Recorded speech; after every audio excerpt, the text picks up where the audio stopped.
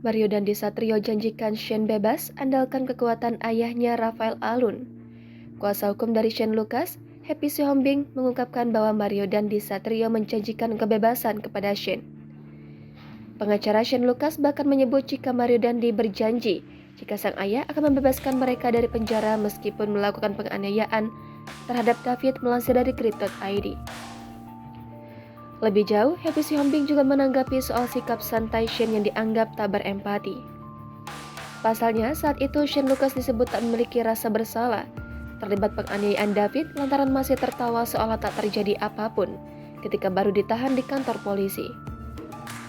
Dalam satu sel, Mario Dandi Satrio menjanjikan jika dirinya dan Shane Lucas akan segera bebas dari penjara karena ada bantuan dari ayahnya, Rafael Alun Trisambodo. Sebelumnya diketahui juga bahwa melalui pengacaranya, Happy Sihombing, Shane Lucas menyebut Mario Dandi gelap mata seusai kekasihnya AGH mengaku dilecehkan.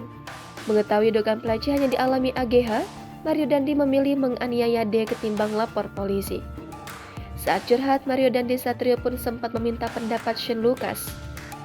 Mario Dandi Satrio mengatakan kekasihnya diduga dilecehkan oleh D. Menurut Happy, isi curhat Mario Dandi Satrio telah tertuang dalam berita acara pemeriksaan.